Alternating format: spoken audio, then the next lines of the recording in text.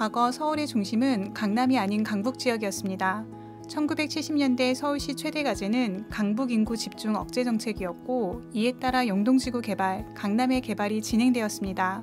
강북 지역은 강남 지역에 비해 체계적이지 못한 개발과 노후화에 따라 주거지로 큰 주목을 받지 못하고 있었습니다. 하지만 2000년대 들어서 강북 지역에도 좋은 주거지역이 많이 생겨나고 있습니다.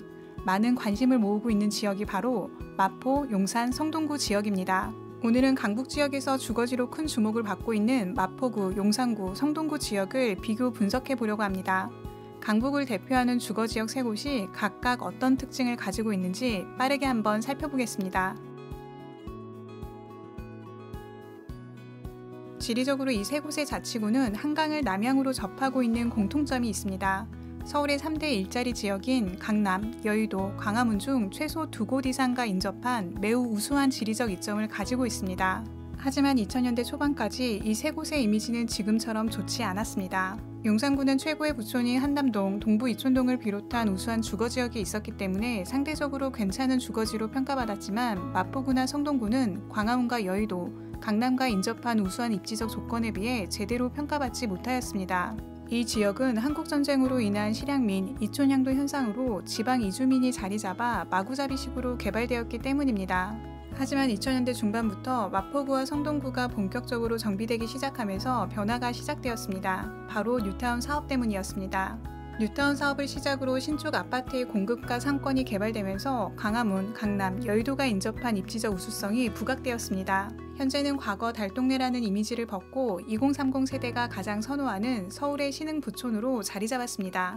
서울의 새로운 도시민 용산구를 사이에 두고 마포구는 서강대와 홍익대, 성동구는 한양대 등 주요 대학교와 연남동, 성수동과 같은 거대 상권을 가지고 있으며 월드컵 공원, 서울숲 공원 등 큰 공원도 소재하고 있습니다. 강변북로와 내부순환로 등 도로교통과 2호선으로 대표되는 철도교통이 모두 편리한 편이며, 마포구의 공덕역과 성동구의 왕십리역은 서울의 대표적인 환승교통 거점으로 통하는 지역이 되었습니다.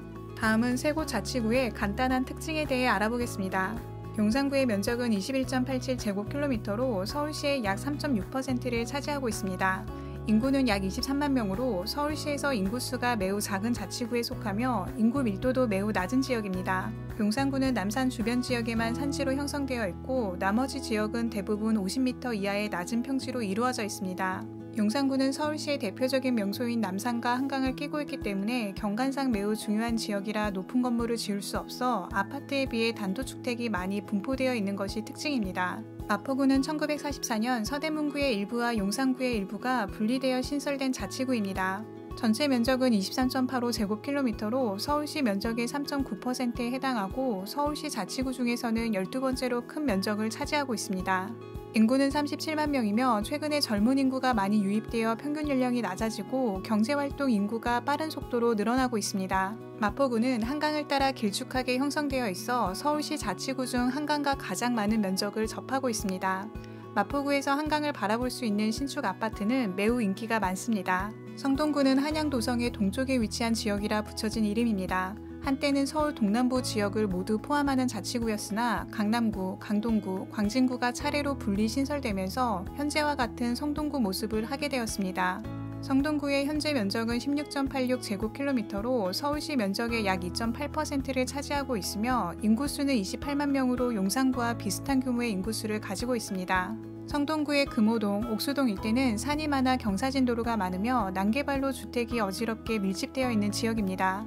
비교적 평지 지역인 성수동 일대는 2010년 이후로 개발이 진행되면서 경마장 자리에 서울숲이 들어서고 갤러리아 폴레, 트리마제 등 고급 아파트가 입주하면서 새로운 부촌으로 떠오르고 있는 지역입니다. 도시 경쟁력 지표 중 가장 중요한 경제, 산업에 대한 비교 분석입니다. 먼저 지역 내 총생산은 마포구가 19조 9천억 원으로 가장 높습니다. 용산구가 12조 6천억, 성동구가 12조 1천억으로 강남 3구, 영등포구, 금천구, 강서구 등 서울시 전통적인 일자리 지역을 제외한 나머지 서울시 자치구들 중 가장 좋은 경쟁력을 보여주고 있습니다. 마포구는 안양시, 인천시와 비슷한 수준이며 용산구, 성동구는 대구 달서구, 인천 연수구와 비슷한 수준입니다.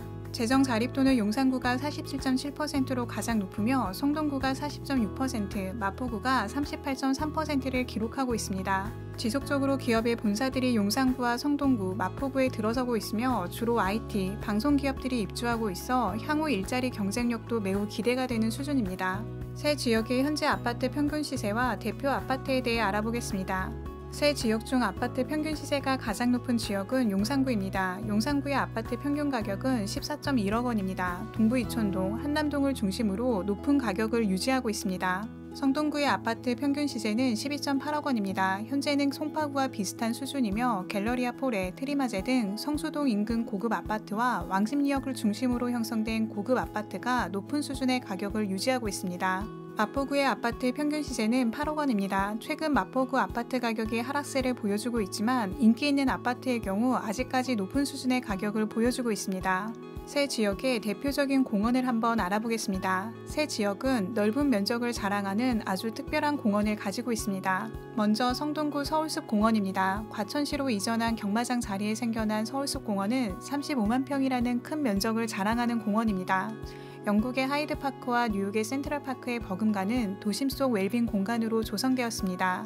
마포구에는 2002년 월드컵을 기념한 월드컵 공원이 있습니다. 쓰레기 매립지였던 난지도를 95m의 하늘공원과 노을공원으로 탈바꿈시켰으며 그 주변 자리에 평화의 공원, 난지천공원, 난지한강공원까지 5개의 공원을 조성하였습니다. 용산구 미군이전 부지에는 새로운 도심 속 공원이 탄생할 예정입니다. 90만 평에 이르는 방대한 규모의 공원으로 1조 3천억 원을 투입해 2027년까지 단계적으로 완성해 나갈 예정입니다. 마지막으로 새 지역의 미래에 대해 알아보겠습니다. 먼저 용산구에는 전 국민의 관심이 집중되어 있는 용산국제업무지구가 있습니다.